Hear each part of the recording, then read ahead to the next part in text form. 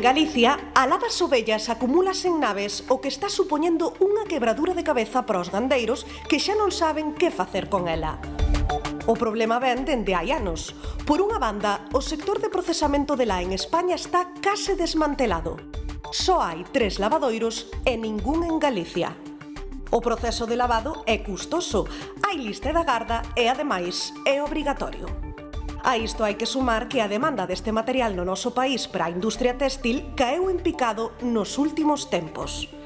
En definitiva, non hai a quen venderlle alá, non se pode regalar, non hai quen a procese e desfacerse dela parece un reto imposible. Os gandeiros exixen unha solución ao seu problema, un calvario que padecen todas as explotacións ovinas en España.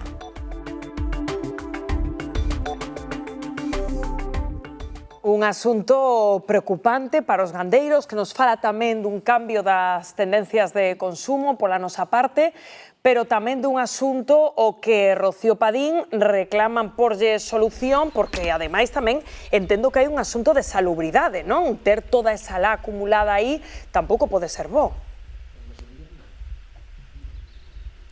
Dende logo que sí, porque está de saber kilos e kilos de lá que levan aquí xa 2 campañas acumuladas. Pero é o que contábamos, que aquí en Maceda os gandeiros de ovino topanse en unha situación realmente comprometida, por eso nos viñemos a tomar a temperatura. Estamos aos 14 grados, Raquel, sí. Pero ti estás un poquinho máis, non? Eu estou a 38.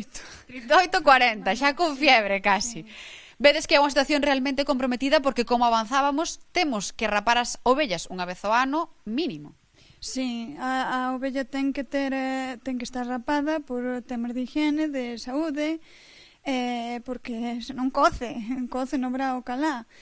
Bueno, xa vestes aí a acumulación de lá que temos que non pode ser.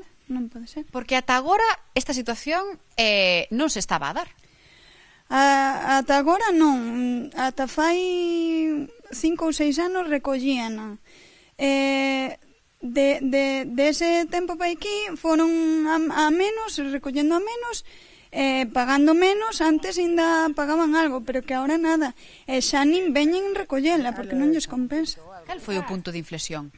Eu penso que foi a raíz da pandemia, perdón.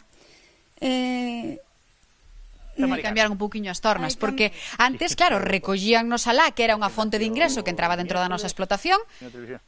Ese ingreso agora xa non o temos. Ese ingreso agora xa desapareceu. Xa non se ve, xa non se aprecia. Porque antes para que utilizábamos ese ingreso?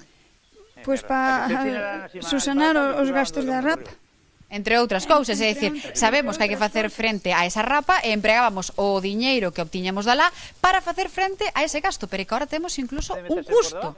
Un custo de almacenaje, non podemos ter ocupando o sitio das nosas naves con estes sacos de lá. Non podemos ter... tampouco podemos ter os sacos fora mollándose a auga.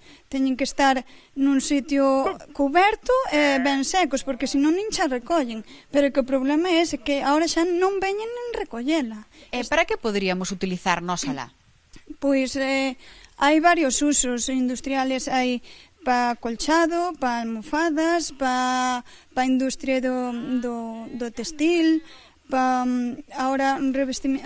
revestimentos de edificios e ahora incluso un orgánico para un fertilizante.